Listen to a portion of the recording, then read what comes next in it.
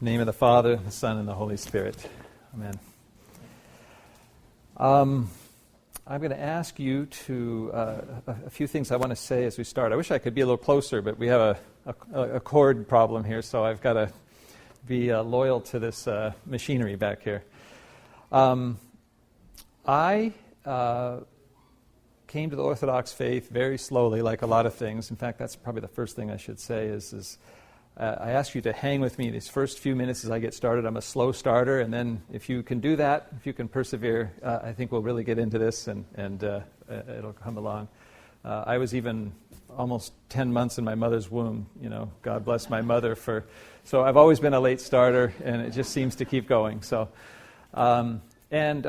it was in the mid-'90s, I was in the middle of a very long Jungian analysis when I became quite intellectually interested in mysticism, which brought me to discovery of Vladimir Lossky and the mystical theology of the Eastern Church. And when I read this book, I thought, this is what I believe. This is everything.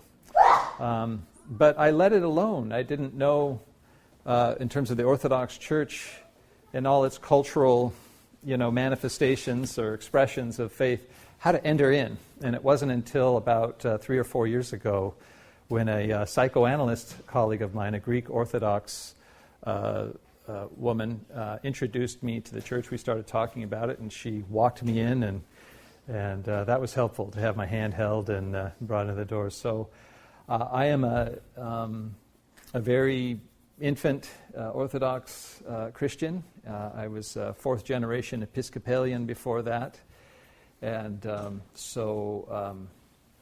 I ask you to forgive me if I don't speak accurately about the Orthodox faith. In fact, I really invite you to correct me. I've enjoyed this, being in a faith that I trust, and being a very rebellious kid who never listened to authority. I welcome it now, especially when it has my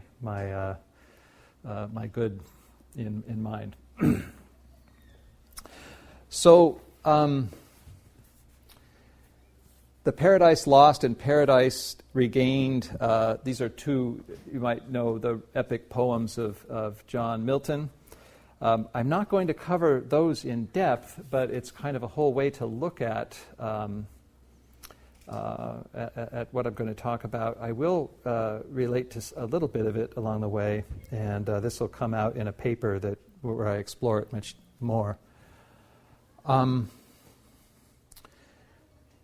So let's see. I'll start off with a quote from somebody that most of you know. He's here with us today, about God, psychology, and faith. God and science can only become antagonists when they are seen to be on the same level as competing paradigms, which is an epistemological error. I also think that, and maybe I'll present this to you as a question, I think that psychology and faith should be seen in dialogue. We shouldn't try to psychologize religion, and we shouldn't try to, convert psychology into another religion or something. So with that in mind, what do you think? Do you think we should integrate psychology and faith? Anybody have any thoughts about that? Yes. Well, I'm a counselor. Mm-hmm. Oh, yeah. Thank you. I'm a counselor, and what I've seen over the years... Because we got started earlier with questions, huh? You did. Yeah. I'm a counselor and have been for a long time, and what I've learned along the way is what works in my line of work is scriptural. Okay, sure. And so I don't really have a problem with that. I do have a problem with some of the errors in the profession. Sure. that don't line up with that. Right, and right. that do harm to people. Right. Okay, thank you. Yeah, and I think this is why it's probably more useful, even though integration is a very attractive term, I think implied with it is watering down things and if we retain what psychology can contribute to the dialogue to faith in what is useful, I began this whole idea of how could psychology be used for faith in terms of thinking of how could psychotherapy aid one's confession? Could it bring confession to a more deeper and authentic level, to where we discuss our vulnerabilities, as was just talked about by Father John Baer. But we have things that are at odds with our faith. Psychology's goals sometimes are self-actualization, all kinds of self-fulfillment, and kind of ego-oriented values. And of course, psychology and faith got off to a very bad start with Sigmund Freud. Here I am, I'm talking about psychoanalysis. I'm not going to be talking about Freudian psychoanalysis. The theories of psychoanalysis evolved far beyond Freud. But Freud, said that religion was a great illusion. He also said something interesting, though. He said that religion was a product of childhood neurosis, which I think is kind of interesting, because if you think of neurosis as ambivalent and unsure, being a child, our child psychology, sometimes these are things that actually we value in our faith. A childlike faith, a dependence upon God, and which is about what I'm going to talk a lot about today. But he was using it, of course, to diminish religion. But so anyway, I hope we can repair some of the damage and have a dialogue between religion and psychology. So I'm going to talk about our defenses today. In fact, I need to go back here and say something. This talk is about our struggle to depend upon God. Even though we have wonderful practices in our faith that lead us through very important sacraments, I'd like to talk about how humans have always wrestled with God and the idea of God, how we have desperately needed Him, and how we have defied Him, and at other times we don't even believe in Him, at least as a human race. Although you learn in the Pilgrim that that's part of the confession sometimes, that God is not believed in. But with all this in mind, there are no atheists in foxholes, and this still seems to be true. And so we always seem to struggle with God in terms of our being the most, being devoted and dependent upon Him. Even St. Peter, who declares Him to be God's Son, later denies Him, not much later. And so we have a lot of conflicts. All right. So in this talk, there's this idea that from Revelation 3:20, "Behold, I stand at the door and knock." A Protestant idea of that is God is outside and we need to let Him in. We believe much differently as Orthodox that we even carry the icon, we just kind of dim this or we get in the way. And so I'm using door here as a metaphor for our defenses and what we do with that.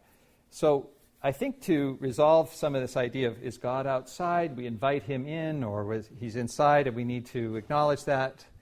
Does anyone recognize this language? This is a Celtic language. And Carl Jung used to have a plaque very much like this in his office. And I can't read it either, but I can tell you what it means. You'll have to trust me, that's what it means. It means bidden or not bidden, God is present. And so it's a very interesting way to think about the paradox of God always being there, and whether we acknowledge it or not, and how we come to terms with it. So,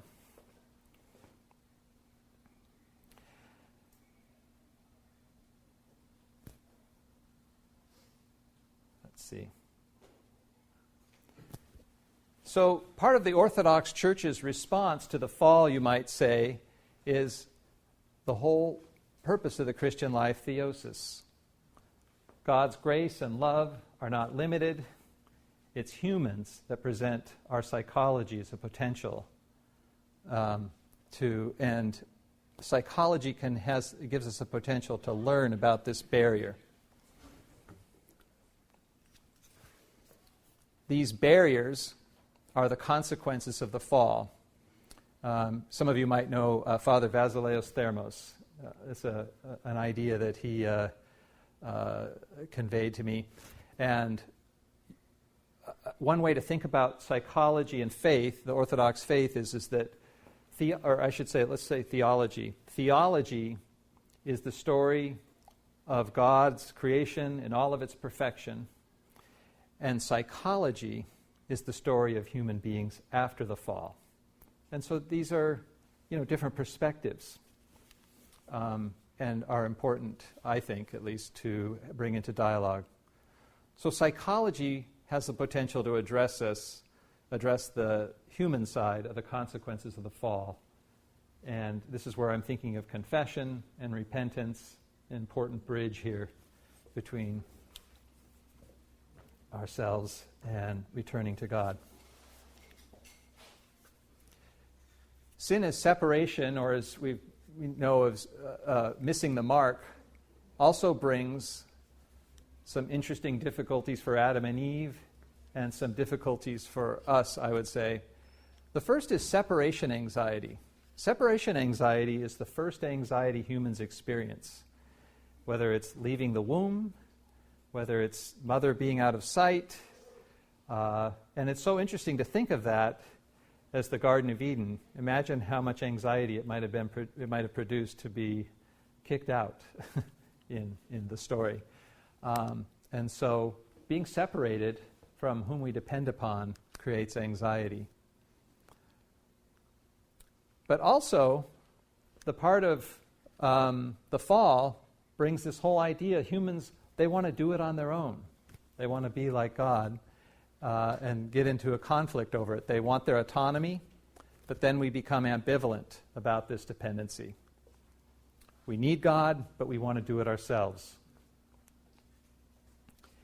Another consequence of sin is brokenness in relationships. Growing up is imperfect. I want to tell you about some very interesting research. I've been trying to get the reference for it. I've had it for a while, and I almost got it last night. I've been corresponding with another colleague.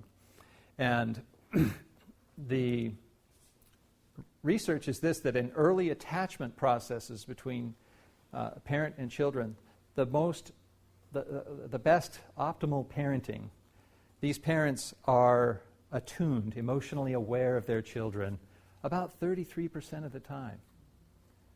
Okay, sounds like a big failure almost at first glance, right? 33%. Now, that's a very static statement, because relationships are in flux all of the time. And so, truly, if you have good parents, probably you're spending most of the rest of the time trying to get back on track. So this is very much like the spiritual walk, at least the way I think of it, is we kind of drift away from God and we try to come back, the Jesus prayer, and we have different ways of reminding ourselves. So brokenness is a part of growing up, and part of the failures, some of the difficulties we encounter as a very vulnerable young infant, is to experience very difficult anxiety about relying on others, and we begin to form defenses to protect ourselves against depending. So we're going to talk about that in a little while, about what those defenses are.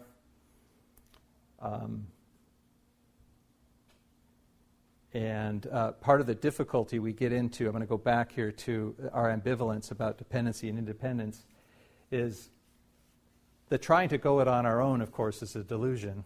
And the idea of competence versus inadequacy is a false dichotomy.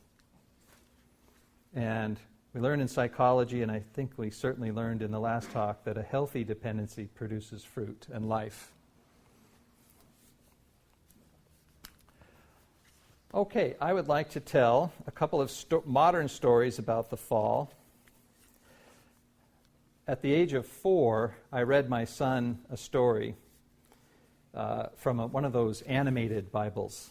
It had all the pictures. It was about the Garden of Eden.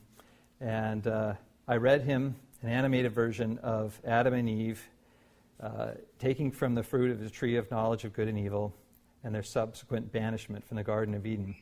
My son responded rather instantly and emphatically by shouting, "They got to cut down that tree!"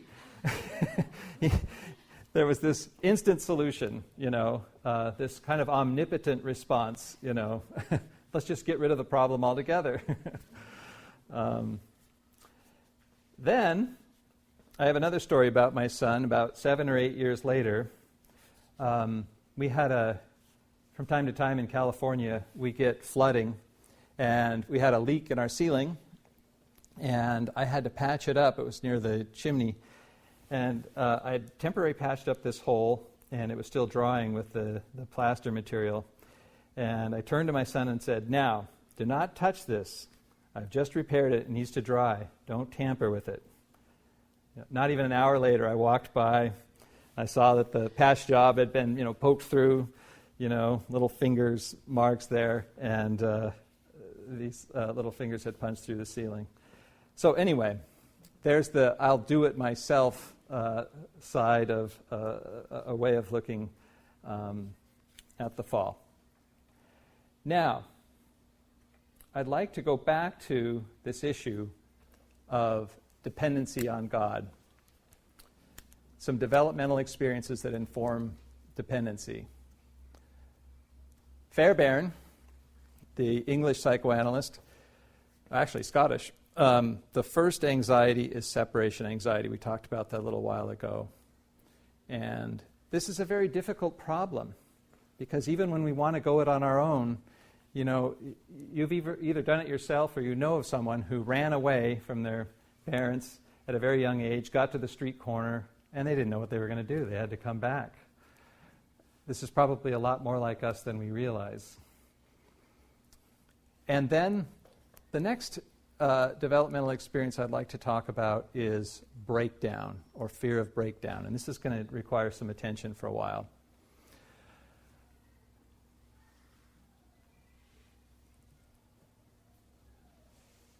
I'm going to finish these last 2 points and then we're going to return to fear of breakdown. Breakdown, though, being the kind of the very young agony that is experienced by the human infant in response to the inevitable crises in the mother-infant tie.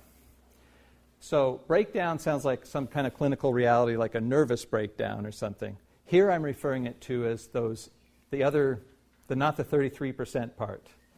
And this is where if you haven't spent a lot of time with psychoanalytic thought or psychoanalytic psychotherapy, is something I'll ask you to sort of think about in terms of inference. Because psychoanalysis is a metapsychology, we're talking about something that we infer from adult defenses. We don't have a videotape memory of what happened as a child, and it probably wouldn't even help if we could remember exactly what happened. What's more important is the reaction to it, the footprint that has been left on us.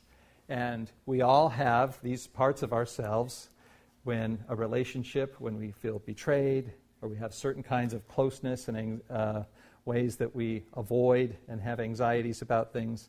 This is a beginning of talking about what breakdown is. I'll go back to it. There are consequences to the fear of breakdown, and that is unlived parts of ourselves. We actually shut down experience as a way to protect against breakdown. And then finally, self-discovery, sort of this extreme end of psychology. I can do it myself. I don't need God. I don't need others. And, of course, this generates all kinds of problems. So here is what I started to talk about with fear of breakdown. Fear of breakdown is the primitive agony experienced by the helpless infant in response to the inevitable crisis in the fragile mother-infant tie. It's responded to by creating a defensive structure that substitutes a self-created inner reality for external reality, and as a result, foreclosing the real and immediate experiences of important life events. By not experiencing this breakdown, the infantile, when it occurs during infancy, the individual creates a mental state of living in fear of breakdown that has already happened, but which he did not experience. Now, this is a complicated idea, but what this is saying is that there's a part of our mind that kicks the can down the road in terms of overwhelming anxieties. This is Winnicott's definition, and Winnicott was basically saying that when someone has anxiety today, very often it's a result of the past, and they keep avoiding things that emotionally feel similar, and then they shut down experience. And this is where what's called the false self is formed. The false self is essentially kind of a self-sufficient stance that one takes in which they accommodate the others. Very much like Father John Bear said, the infant doesn't say, I'm fine, Mother, you don't need to bother about me. That's the false self. Maybe they don't do it quite as young as his illustration. But false doesn't mean phony. It's a very clever maneuver, and it's a part of what many people in the helping professions adopt. Sometimes one of our best defenses in the caretaking professions is to take care of others. And I don't know if that's a bad thing, but it's something I think it's important to acknowledge and know about ourselves. So, it's the reason for the false self is it's too painful to rely upon others. Oh, and I forgot to say one other thing. There are other breakdowns later in life. This isn't all blame the mother, psychology. We have loved ones who betray us, friends, people who forget us, affairs in marriage, all kinds of, ways that our trust gets broken, as well as other trauma. A later theorist, Thomas Ogden, wrote about the consequences of the fear of breakdown. What he talks about is outlined here, that the child shuts down experience, and this results in a state of mind that does not have a future and does not have a past. Meanwhile, the child, later the adult, mounts up considerable defenses against said breakdown. Now, sometimes it's easy when you read this stuff to say, well, I don't have that, but in a sort of a psychological and relational inventory, when you look at the areas of conflict that you avoid, how a part of you shuts down certain experiences and conversations, you're beginning to move into this part of yourself that forecloses and doesn't live out the fullness of being open to the other. And this can have implications for our relationships with each other and with God. So the unlived life in Ogden's formulation is the fear that parts of ourselves are missing, and we have to find them to become whole. That's his theoretical orientation. We might talk about that much differently if we were talking religiously. Winnicott indicates that the breakdown is defended against by the formation of the false self to protect the real self. So, in favor of the false self, I want to talk about this. We learn to play by the rules. A very well-formed false self will become educated, successful in the world, do all kinds of things because they learn the ropes. But they also learn to do it self-sufficiently for the most part. They might rely on a few along the way, but the adaptation is probably more important than authenticity.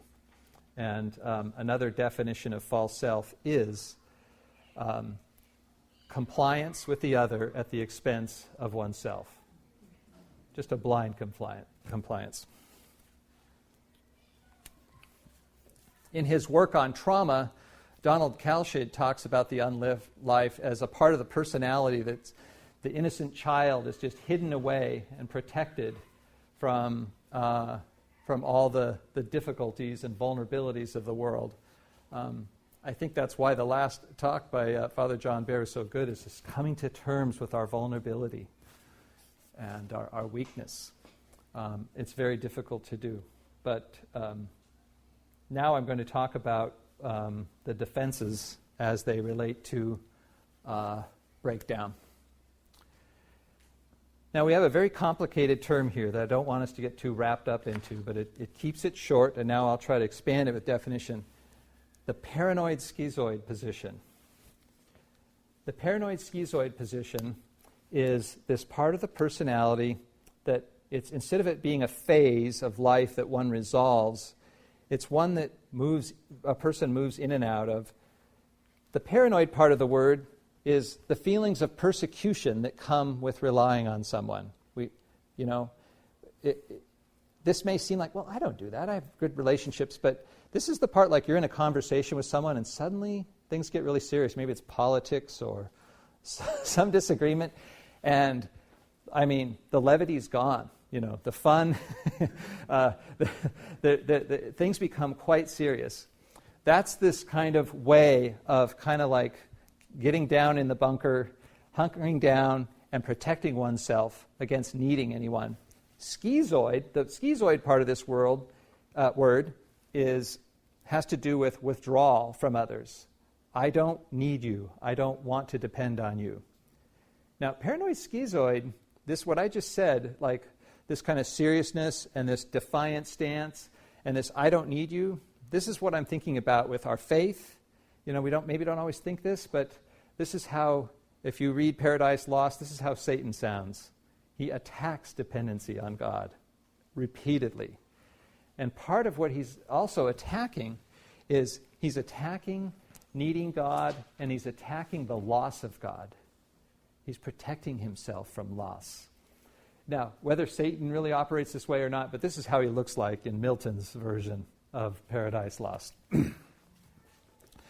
So, the paranoid schizoid position is in my conceptualization here, the master gland of these other defenses. The false self comes out of it because it's a way to manage not needing others. And omnipotent defenses, which sound so grandiose, are, if you think of the obsessive compulsive part of yourself, the part of you that needs to control things. This talk is about our struggle to depend upon God. Even the dependent personality has an omnipotent maneuver, because what they can do is they can shut down real authentic dependency by just giving themselves over to another person. And so it seems like that's dependency, and on one level it is, but there's no real feeling, there's no expression of needs. That gets all shut down. And in the history of many dependent individuals, that's exactly what happened. They were told what to do, things were forced upon them, and they were not able to be authentic with others. So this triad of defenses is something that I argue in my paper about this ongoing process we have of vacillating back and forth between recognition of ultimate dependency on God and others. And as was said yesterday, we need the other or there is no God. If there's no other, God doesn't exist for us, and neither do people, and those get intertwined because if we don't love one another, we don't know God, as John says in the epistle. So, the paranoid schizoid position contains unbearable experiences such as, my loved one has hurt me. And as a result, feelings get split and we withdraw from the feelings of shame that come from painful experiences. To review, the false self is, I will take care of you and accommodate you, and we won't talk about me. Okay, we're not going to go there. And finally, omnipotence is playing God by controlling and shutting down needing others and not depending upon others or God.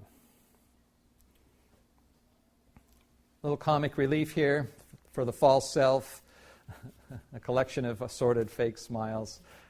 I know I've just said false self isn't just being fake, but anyway, that's a little cover up there.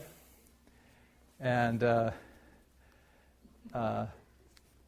defense mechanisms to keep us from being flexible and open to experience of others.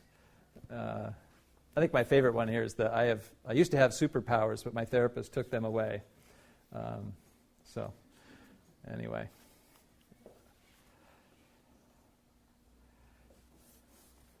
So this brings us, in my mind at least, to the whole problem of the other. We have defenses against needing others. We don't want to get too close and rely on them. And here we have the beautiful writings of His Eminence John Zizulius, if I'm pronouncing it right, about the I-thou relationship being the fabric of creation. Our need of the other is our affirmation and our problem. Interestingly, even Sartre, who wrote, "The other as my enemy is my original sin." And Emmanuel Levinas's "I find myself in the other." And finally, I think I just talked about this a little while ago, God is not affirmed without otherness. So we even in our most vulnerable places in relationships, in our minds about opening ourselves to others, we contend with this problem. And I would argue that our dependency on others and our acknowledging it and coming to terms with it is very important to our being authentic and open to God. Okay, back to Paradise Lost, the paranoid schizoid position. I talked about this earlier. Satan is constantly attacking dependency, and it requires hate that kills off love. And we may not think that we do this much, but we might do this more in human relationships than we do when we think about how we talk with God. We may not think, well, I don't hate God or something, but we need to think about the other also. Also, Satan refuses love to preserve his omnipotent pride and self-love. The loss is eternal for him. It's a permanent fear of breakdown. The can of emotional disaster is kicked down the road permanently. God then becomes the desirable deserter. It's a Harry Gunn trip. And Satan thinks his stance, his never needing God, will keep him from the loss. This is an interpretation I'm bringing you from Paradise Lost, the large epic poem. And then I'd like to add, we often refuse the love and grace of Christ, blocking grace, preferring not to be dependent and staying omnipotent. Language may sound kind of foreign to you, but this is when we go it on our own. This is when we don't rely on God. We just do it ourselves. It's actually much more subtle. All right, so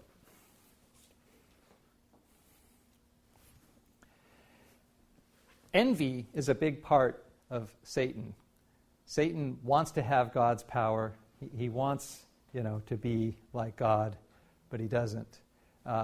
Deacon Stephen Muse has talked about wanting what you have, but not who you are. I want to take the creation without the Creator. It's a very beautiful formulation of the fall. And Melanie Klein, who was the psychoanalyst who formulated the paranoid schizoid position, talks about envy as the angry feeling that another possesses and enjoys something else desirable, often accompanied by an impulse to take it away or spoil it. It is destructive, especially of love. Gratitude as an expression of love is the antithesis of envy. And so gratitude itself is an acknowledgement of the other. I'm almost certain that everybody in this room can relate to this idea. You've come to the terms with the idea that sometimes the person that drives you the most crazy has probably been the biggest blessing in your life at a particular time. And so sometimes gratitude can come when we work through a very difficult relational problem.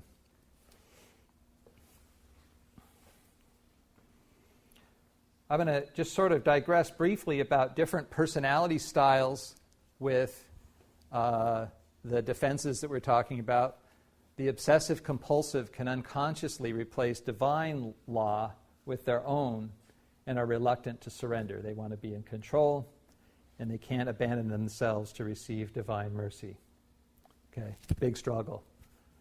These aren't things to pathologize. These are things to make, if this is something we'd struggle with, that's part of our work. This is part of our resolving our ambivalence towards God and others. The paranoid may have no alternative to cope with the trauma of prohibitions, guilt and shame, except through inventing and projecting an enemy. It's too painful to acknowledge what's inside. The narcissist is tempted through their fear of not being special, and the fear is that they won't be loved. We don't always see that because they can seem, especially if it's the type that everybody can diagnose. I'm not going to mention anybody. I know we have graphic examples these days. But truly fear that they will not be loved if they're not special. And then the dependent, I think we talked about this, eliminating anxieties by appeasing and omnipotently controlling the other through their dependency. Deny all feelings and needs. Okay. A little message from the poets of the 70s. Interestingly, pretzel logic. I think pretzel logic feels good to think about human defenses from... I think it's the song Pretzel Logic. I've never met Napoleon, but I plan to find the time because he looks so fine upon that hill. They tell me he's lonely still. A difficult problem with omnipotence. King of the world or on top of the world for a little while, and there's who's there with you. And another set of poetry from Pink Floyd, the longing for connection, but just running around in circles, repeating the same problems, the same old fears. And so it's kind of a despairing kind of, problem. And that is, I think I bring this up because it's not something to say, well, these other people do it. Sometimes we find we do repeat the same defensive patterns. And so this is what I want to make you aware of, is it's not what other people do, it's the little loops that we get caught into and repeat for ourselves. Okay, well, there is an answer. Paradise Regained, another follow-up, 2.0 or something like this from John Milton. Melanie Klein talked about how the destructiveness of our envy and our paranoid stances, our schizoid stances, is transformed into connection by gestures of reparation.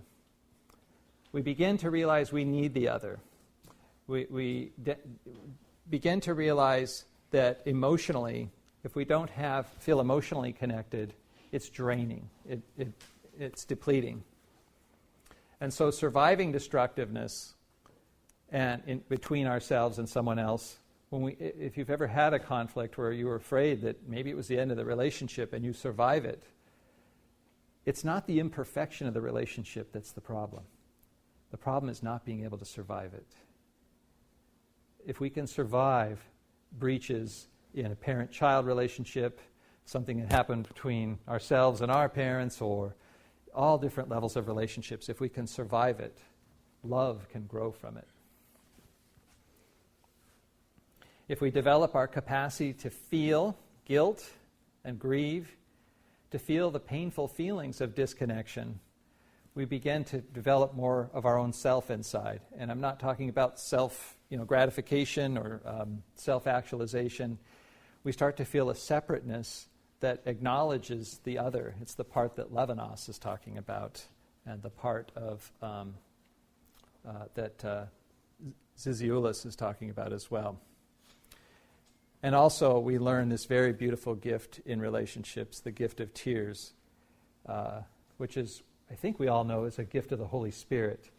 And I think I haven't highlighted that yet, but I really want to say that I don't really want to separate that part of psychology and theology or faith from each other, that the Holy Spirit is very important in all of this.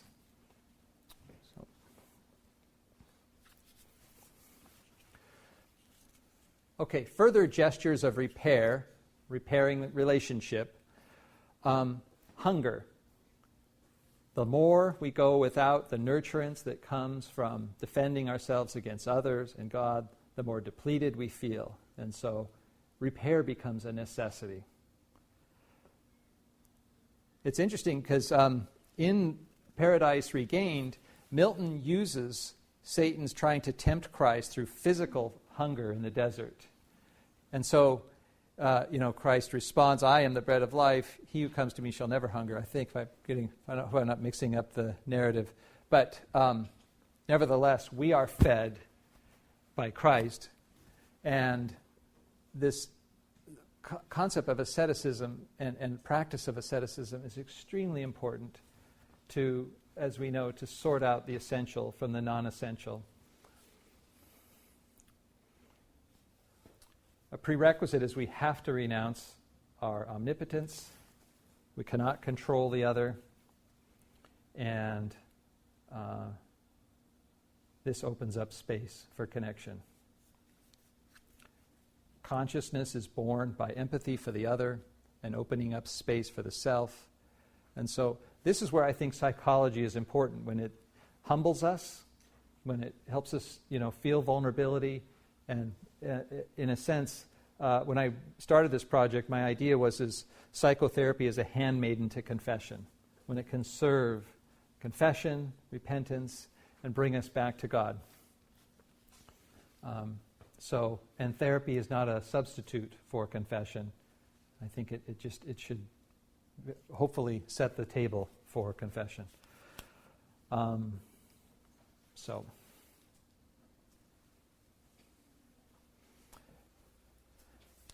This I didn't write this slide a few minutes ago in Father John Bair's talk, but I had read this in Becoming Human, that we know that experientially what it is to be weak. If we are to know the strength of God, we have to know what it is to be weak. And I'm curious to find out from you, Father John, where the translation is, your apostasy shall teach you. I looked it up and I couldn't find this translation. I love that translation. Okay, yes. Yeah. Okay, yeah, very good. So we know death in our separation, and we come to life only known in God. So by relinquishing our self-sufficient withdrawal, you can see this is the part of psychology we're suspicious of, and we probably should be. Self-sufficiency, self-actualization is really not a religious idea. But we can know our weakness, and through the lowering of our defenses, transform our mortal selves to our mortality and the corruptible to incorruption. These are all from Becoming Human. Great. It's a very wonderful, reflective work. And restoration to God is more authentic. I was talking to Father Seraphim here before. Confession can deepen, potentially, through knowing ourselves more humbly. So, restoration to God. Okay. I'll try to finish up here soon. We have till when? 10 till? Okay. I'll try to finish up quickly. From Zazoulius, in a culture elevating the individual, we protect ourselves from the other. The other is an adversary, a potential adversary. Our rights of the individual feel threatened by our needs of others, but we run the risk of becoming a paranoid, schizoid culture. Zazoulius says, alienation from the other is another result of the fall. And this is what I'm really trying to talk about, is not only this result of it, but our struggle to depend upon the other and come to terms with the other. And then I already we accept only others like us. This is a big problem. We love it when people agree with us. Hell is isolation from others. And I already did this other Sartre quote earlier. The cure, like reparation, is metanoia, repentance. We all share in the fall, its consequences, not its guilt. And We need to feel sorry for our ability to commune with God. Otherness is both the cure and is ontological. God is not affirmed without otherness. And personhood is the experience of the cross and is freedom and creativity. We also sacrifice because we need each other and we need God. So the defense mechanisms in psychoanalytic theory are an operation of the ego, and so our defenses and the ego, to some extent, need to be sacrificed in order to open the door to others and to God.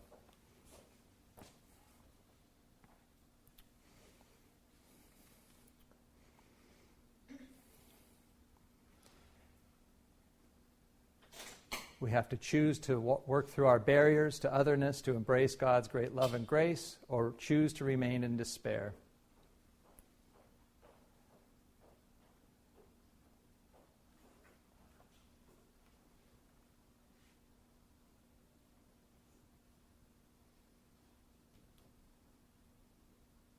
Oh, I'm not going to, don't try to read this, but this is a list of 10 different personality styles and these false self, paranoid, schizoid, and omnipotent defenses that I'm going to expand upon in hopefully my book. So if you want a copy of that or something, you can let me know. But I just wanted to show you I've kind of worked with this some. And I think I won't talk about, read this to you, but I hope that I've communicated some of the theology of communion and otherness, some of the problems that relationships and relationships with God bring for us and how we contend with them, but how our coming to terms with them and how we need each other and need God at a much deeper level can be very helpful in having a more authentic and deeper life in God, in His presence. All right, thank you.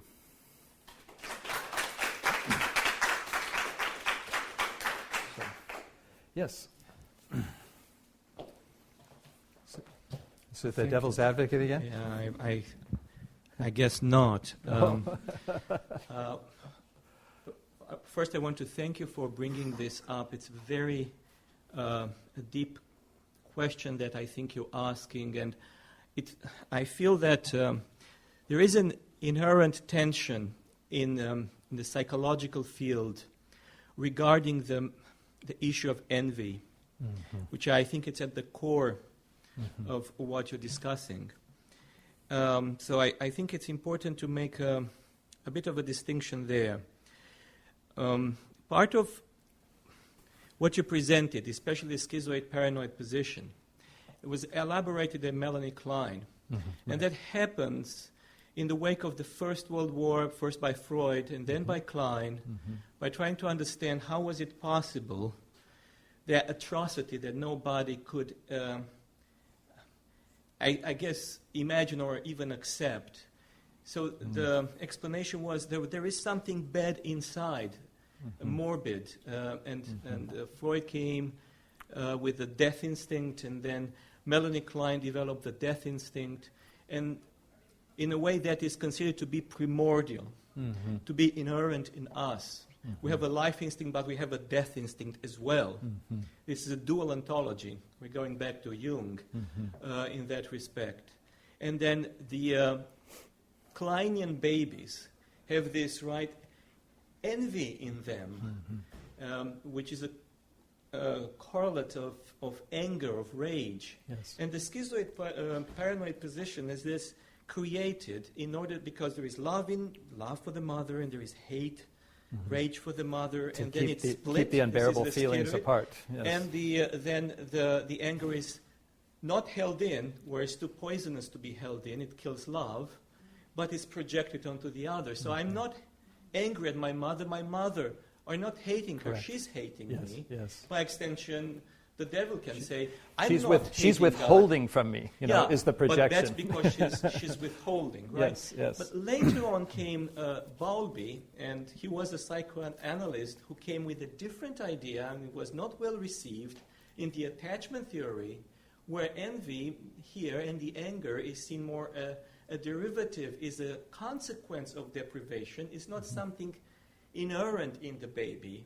The baby will become angry if there is too much failure, Right. more than that 33% match, right?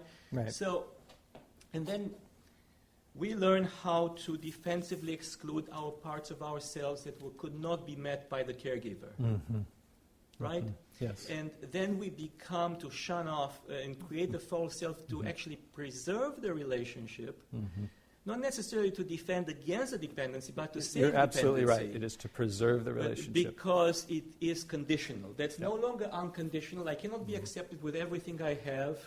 I have to exclude some. And I think from this distinction between two views of what's happening when it comes about envy and anger and hate, either it's primarily inside or it's coming from an experience, a failure in the attachment. Yes. And I'm not saying that it's either or. No, my next chapter in the book is a whole review of attachment theory. So then Yeah. we have to give up our defenses. The question is, okay, if it is our own doing, then we have to do it. But if it's not quite our own doing, if it's from the beginning, it depended on the other to help us deal with that, then it depends on other to begin with. It depends on a fortunate encounter and trust. And I wonder if you can comment on this. Here. I hope that, yes. So the next chapter, I review attachment, and what attachment theory brings us to is the idea that corresponds with paranoid schizoid position. It's called embeddedness, and this is the stance that we take against the other in relationship. And also, it sounds like you've read Melanie Klein. The idea is to move towards this sort of sad-sounding depressive position. But what's so beautiful about the depressive position is the acknowledgement of need of others and gratitude and a sort of spirit of compromise in relationship. It isn't always concretely possible in every relationship because you need the other to sort of somehow cooperate in the dialogue, even if they can't say exactly what you'd like. You need some kind of engagement. But it is something we come to terms with in ourselves. And insight and more awareness of self come through this because we're not the entitled, grandiose person who everybody has victimized now. We see the imperfection in things. We acknowledge the shortcomings in humans after the fall, if we were to say it theologically. But so is this getting at, more towards what you're... Right.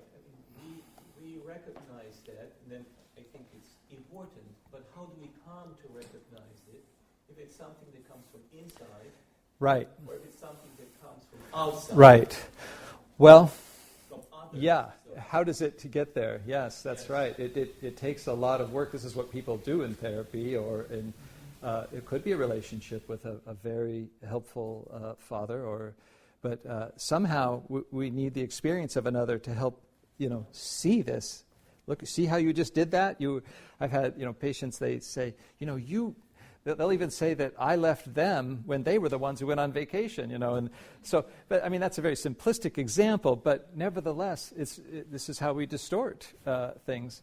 And a few more minutes to do one more question, but I want to say the dissatisfying thing is that we become aware that through life, we really vacillate back and forth between paranoid schizoid and depression. It's not the depressive position.